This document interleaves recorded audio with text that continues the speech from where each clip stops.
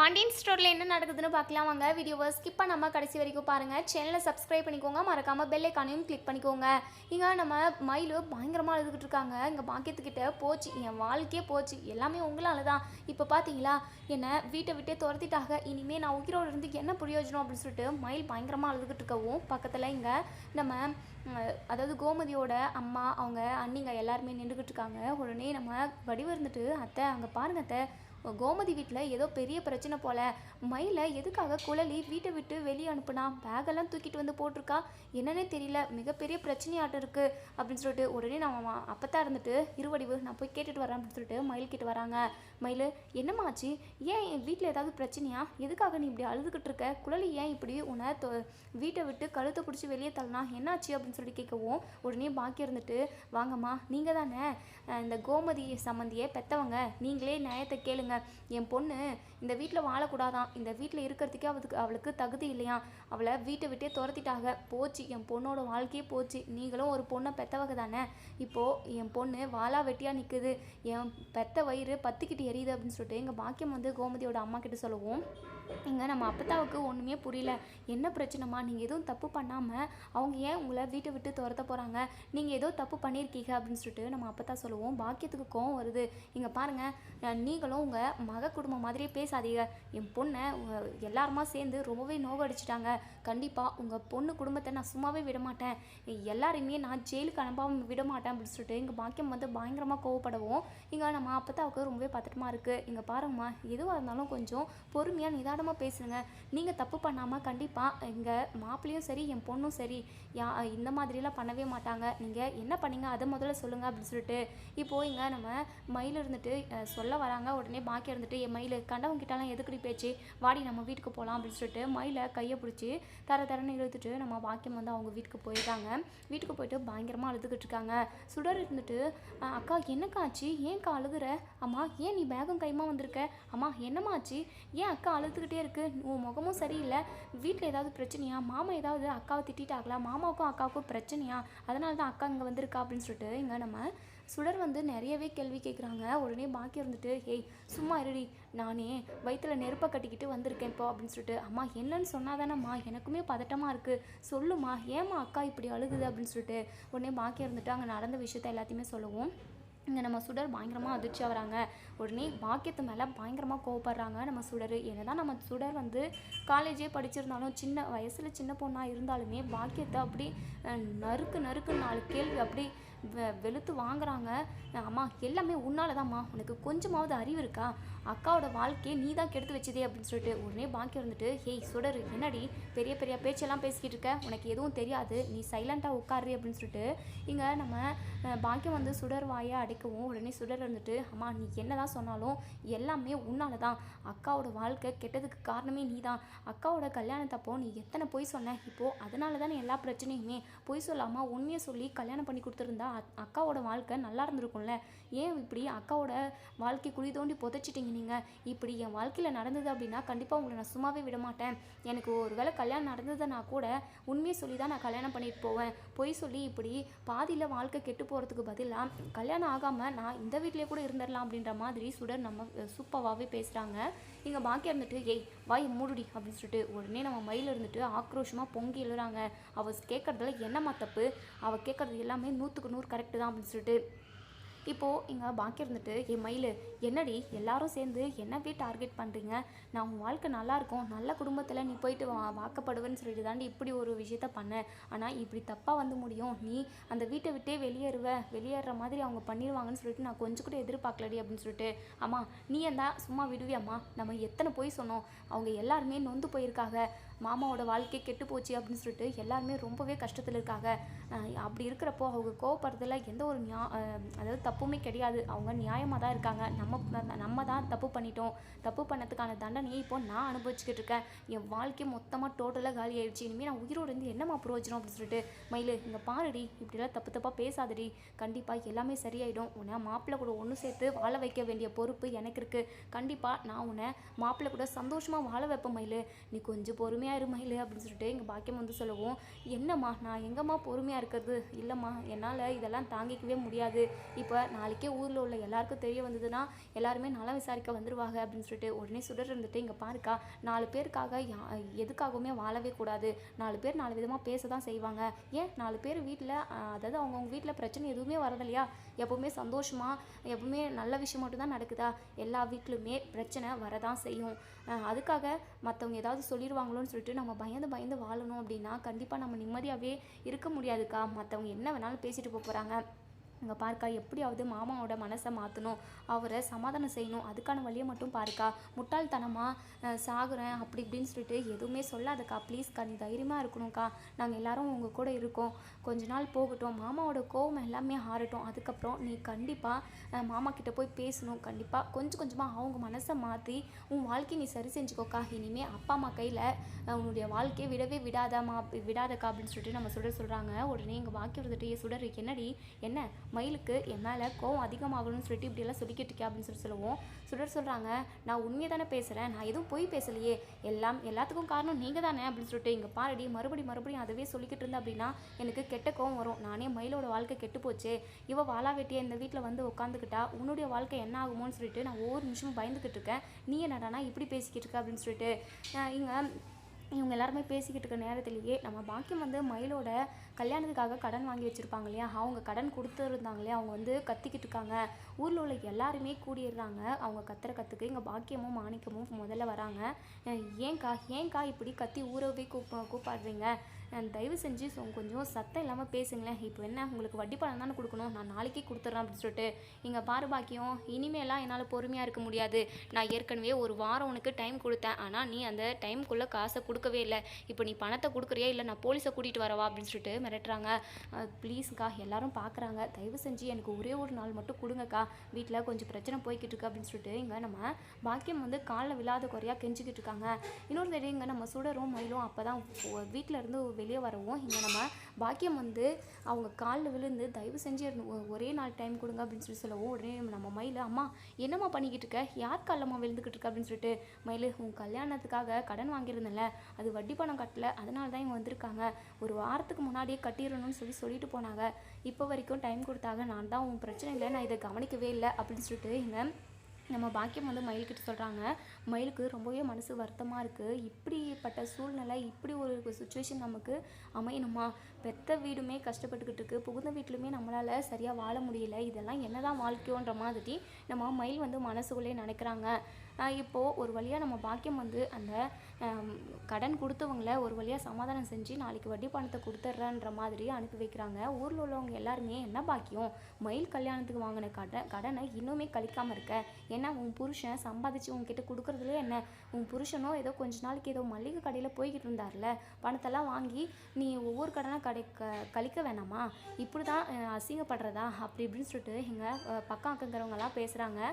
உடனே இங்கே நம்ம பாக்கியம் இருந்துட்டு, உங்களை யாராவது என் விஷயத்தில் பேச சொன்னேன்னா என் வீட்டு விஷயம் நான் மட்டும் ஓடி வந்துடுறீங்க, என்ன ஏதுன்னு சொல்லிட்டு, உங்கள் வீட்டில் ஏதாவது பிரச்சனை இல்லை இந்த மாதிரி ஏதாவது தொந்தரவு வந்துச்சு அப்படின்னா உங்களை எதுனா நான் வந்து கேட்குறேன்னா செய்கிறேன்னா, நீங்கள் எப்படா என் வீட்டில் ஏதாவது நடந்துருமோ, ஏதாவது கெட்டது நடந்துருமோ அதை வச்சு பேசலான்னு சொல்லிட்டு வந்துடுவீங்களே அப்படின்னு சொல்லிட்டு, இல்லை நான் உன் நல்லதுக்கு தானே சொன்னேன், உன் புருஷன் சம்பாதிக்கிறத ஏதோ ₹1 2 சேர்த்து வச்சு வட்டி பணத்தையாவது கட்டணும், வட்டியும் கட்டலை அப்படின்னா கடன் கொடுத்தவங்க கேட்க தானே செய்வாங்க அப்படின்னு சொல்லிட்டு பக்கம் எல்லாருமே பேசுகிறாங்க. இப்போது மயில் வந்து நின்றுக்கிட்டு இருக்கிறத பார்க்குறாங்க. ஆமாம், என்ன மயில் உங்கள் வீட்டுக்கு வந்துட்டுருக்கா, என்ன அவங்க புருஷன் கூட சண்டையா, சண்டை போட்டுட்டு உங்கள் வீட்டுக்கு வந்துட்டாலா என்ன அப்படின்னு சொல்லிட்டு கேட்குறாங்க. இதை கேட்டதுமே பாக்கியம் இருந்துட்டு, இங்கே பாருங்கள், உங்களுக்கெல்லாம் வேறு வேலையே இல்லையா, வேறு ஏதாவது வேலை இருந்தால் அதை போய் பாருங்கள், தேவையில்லாமல் என் பொண்ணு விஷயத்துலலாம் மூக்க நுழைக்காதீங்க, என் பொண்ணு ஏன் அம்மா வீடுன்னு சொல்லிட்டு வரவே கூடாதா, ஏன் ஒரு நாள் வந்து நின்றுட்டா மட்டும் போதும், என்ன பிரச்சனை ஏது பிரச்சனைன்னு சொல்லிட்டு கேட்டு வந்துடுவீங்களே,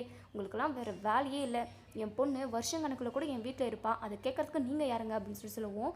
உடனே அந்த அக்கம் பக்கம் இருக்கிறவங்க எல்லாமே நமக்கு என்ன எப்படி என்ன இருந்துட்டு போகிறாங்க, வா போகலாம் அப்படின்னு சொல்லிட்டு அவங்க எல்லாருமே அங்கேருந்து போயிடுறாங்க. நம்ம பாக்கியம் வீட்டுக்குள்ளே போயிட்டு பயங்கரமாக அழுகுறாங்க. நம்ம மயில் இருந்துட்டு, அம்மா இப்படி ஒரு வாழ்க்கை நமக்கு தேவையாம்மா, அதுவும் இப்போ என் வாழ்க்கையும் வாழ வெட்டியாயிடுச்சு, கடன் வாங்கி அப்பா ஊர் ஃபுல்லாக ரொம்பவே கடன் வாங்கி வச்சுருக்காரு, சம்பாதிக்கிறதுல இப்படி ஒரு வாழ்க்கை எனக்கு வேண்டவே வேண்டாம்மா, நீங்களும் கஷ்டப்பட்டுக்கிட்டு நானும் என் வாழ்க்கை தொலைச்சிட்டு எதுக்காக நான் செத்து போயிடுறேனே அப்படின்னு சொல்லிட்டு இங்கே நம்ம மயில் வந்து சொல்கிறாங்க. உடனே இங்கே நம்ம பாக்கியம் இருந்துட்டு, இங்கே பாரு மயிலு அப்படியெல்லாம் பேசாத ப்ளீஸ் மயிலு அப்படின்னு சொல்லிட்டு இங்கே நம்ம பாக்கியம் வந்து சொல்கிறாங்க. அழுதுகிட்டே இருக்காங்க பாக்கியம். உடனே நம்ம மாணிக்கம் வந்துட்டு பாக்கியம் அழுகாத பாக்கியம், நம்ம பொண்ணு திரும்ப நம்ம வீட்டுக்கே வந்துருச்சு, இனிமேல் குடும்ப செலவு எல்லாமே அதிகமாகும், நான் எல்லாத்தையும் பார்க்கணும்ல, நான் கண்டிப்பாக வேலைக்கு போயிட்டு சீக்கிரமாகவே மயிலுக்கு கல்யாணத்துக்காக வாங்கின கடனை எல்லாத்தையுமே அடிச்சிடுறேன் மயில் பாக்கியம், நீ எதுக்காகவும் கவலைப்படாத, கண்டிப்பாக அவங்க எல்லாருமே நான் நல்லா பார்த்துப்பேன் பாக்கியம் அப்படின்னு சொல்லிட்டு மாணிக்கம் வந்து சொல்கிறாங்க. இன்னொரு சைடு இங்கே நம்ம கோமதி வீட்டில் எல்லாருமே ரொம்பவே அழுதுகிட்டு இருக்காங்க. இப்போது சரவணன் இருந்துட்டு கோமதி கிட்ட வந்து, அம்மா நீ எதுக்காகம்மா அழுகுற, அழுகாதம்மா வீடுமா, நடந்து முடிஞ்சதாகவே இருக்கட்டும், அதை பற்றி யாருமே யோசிக்காதீங்க அப்படின்னு சொல்லுவோம். உடனே நம்ம கோமதி இருந்துட்டு, டே சரவணா உன் வாழ்க்கையை நினச்சா எனக்கு ரொம்ப ரொம்ப கவலையாக இருக்குடா, எனக்கு என்ன பண்ணுறதுனே தெரியலடா சரவணா, உன் வாழ்க்கையை எப்படா நான் சரி செய்வேன், ஐயோ உன்னை பார்க்கவே என் மனசெல்லாம் பற்றிக்கிட்டு எரியுதேடா அப்படின்னு சொல்லிட்டு நம்ம கோமதி வந்து பயங்கரமாக அழுகுறாங்க.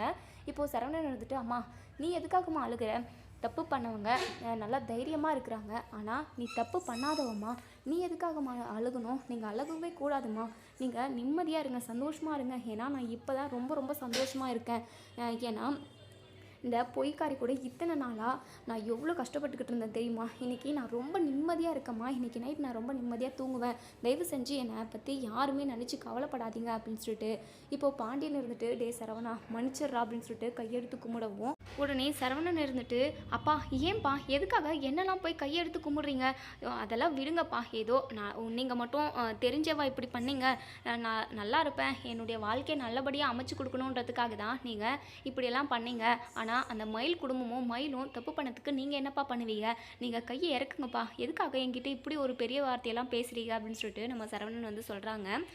இப்போது நம்ம செந்திலுமே எல்லாருமே ரொம்பவே ஃபீல் பண்ணுறாங்க.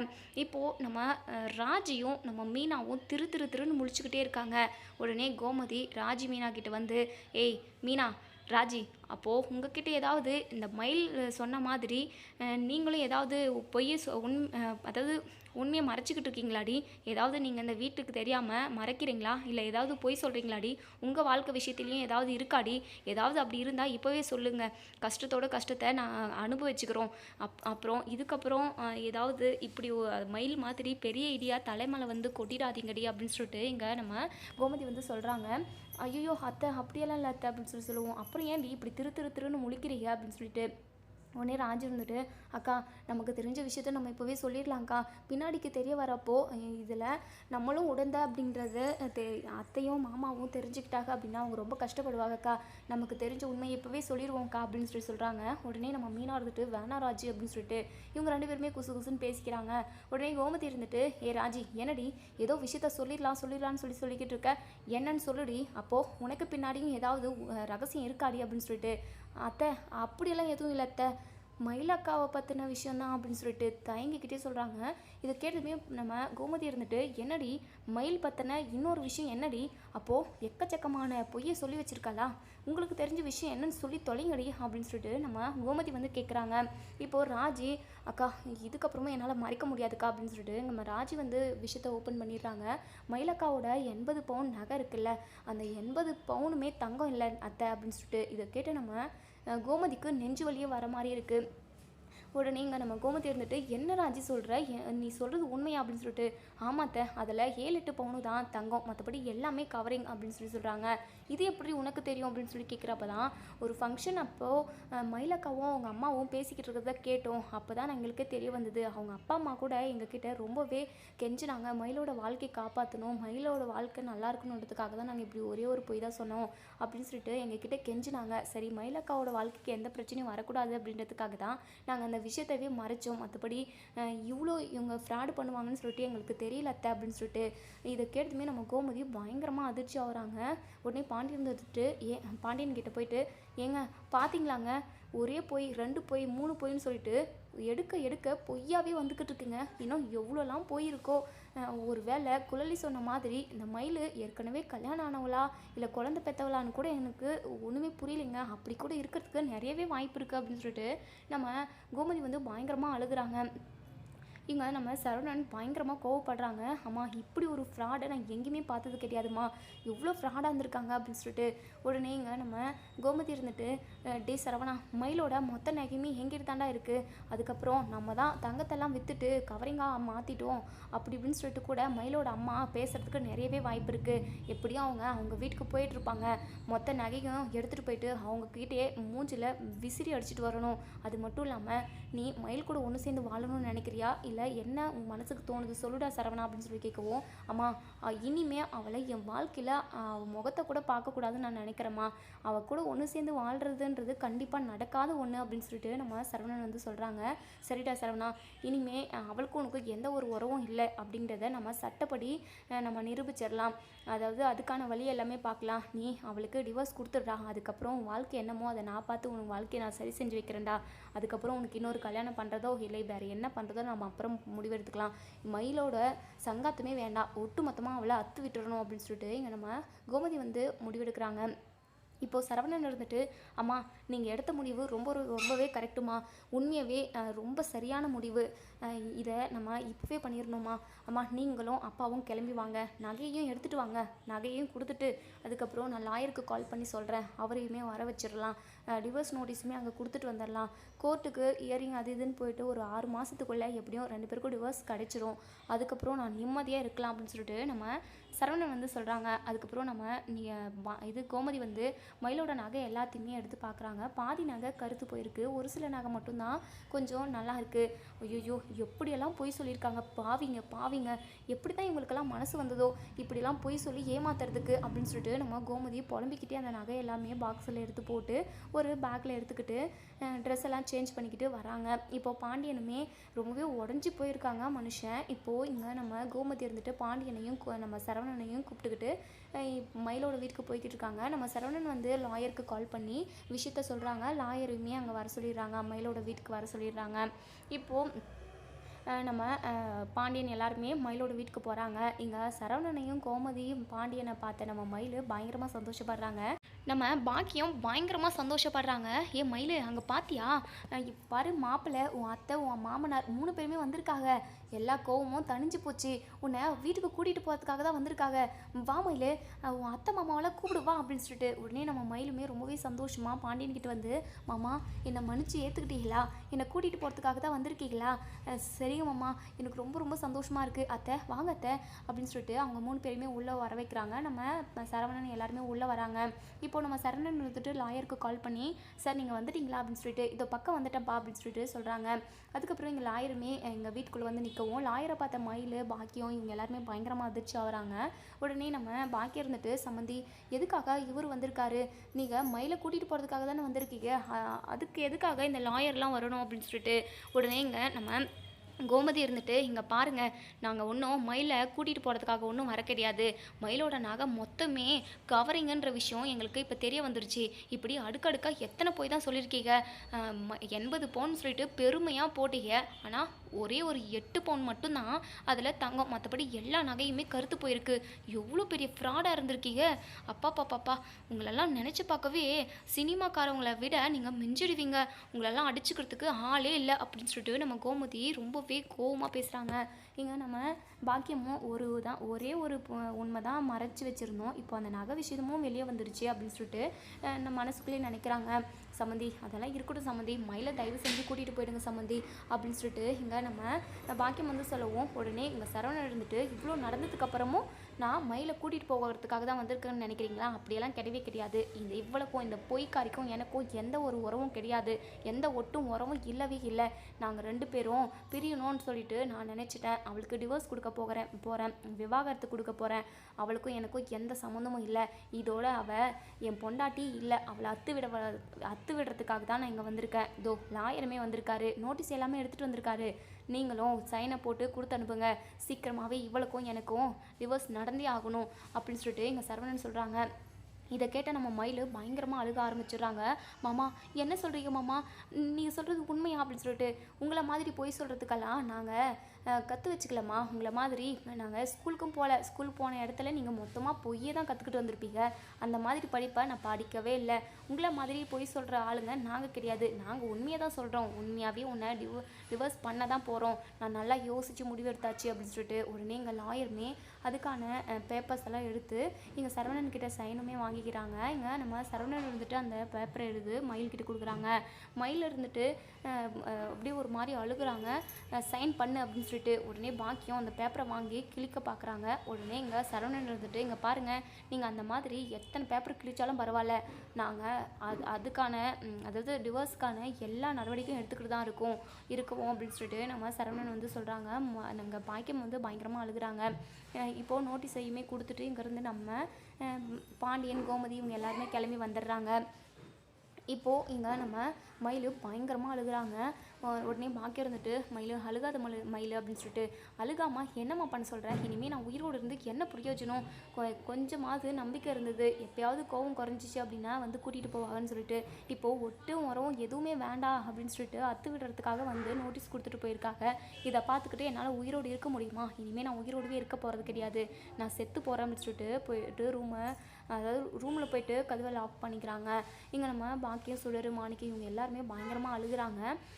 மயில் கதவை திறடி, எதுக்காகடி இப்படியெல்லாம் பண்ணிக்கிட்டு இருக்க, நீயும் போயிட்ட அப்படின்னா எப்படி நாங்கள் நிம்மதியாக இருக்க முடியும், தயவு செஞ்சு வெளியே வந்துரு மயில், நம்ம இதுக்கு என்ன முடிவெடுக்கணுமோ அதை பார்த்து முடிவெடுக்கலாம், நம்ம ஏதாவது பண்ணலாம் மயில், நம்ம அவசரப்படக்கூடாது, தயவு செஞ்சு எதுவும் தப்பான முடிவு எடுத்துடாத மயில், கதவை திறடி அப்படின்னு சொல்லிட்டு இங்கே நம்ம மயில் இருந்துட்டு இல்லைம்மா கதவை திறக்க மாட்டேன், நான் கண்டிப்பாக இங்கே ஏதாவது கிடச்சிச்சு அப்படின்னா துணியிலையோ இல்லை ஏதாவது டேப்லெட் ஏதாவது இருந்துச்சுன்னா அதை சாப்பிட்டுட்டு நான் செத்து போகிறேன் அப்படின்னு சொல்லிட்டு சுடர் இருந்துட்டு அக்கா செத்து போகிறதுன்றது ரொம்பவே முட்டாள்தனமான முடிவு, எக்காரணத்து கொண்டும் செத்து போகிற முடிவை எடுக்கவே கூடாது, கடவுள் நம்ம அதாவது நம்மளை வாழ வைக்கிறதுக்காக தான் உலகத்துக்கே அனுப்புவார், திரும்பவும் உயிரை எப்போ எடுக்கணும்னு சொல்லிட்டு அவருக்கு தான் தெரியும், நம்ம என்ன தான் ட்ரை பண்ணாலுமே நம்மளோட ஆயுசு எவ்வளோ நாள் இருக்கோ அவ்வளோ நாள் நம்ம இருந்து தான் ஆகணும், வேறு வழியே இல்லை, நீ இப்போது மருந்தே குடிச்சிட்டா அப்படின்னா கூட நீ நினைக்கிற மாதிரிலாம் செத்து போக முடியாது, நம்ம நினைக்கிறப்ப செத்து போகிறதுக்கு என்ன நம்ம கடவுள் என்ன நினைக்கிறாரோ அதுதானே நடக்கும்,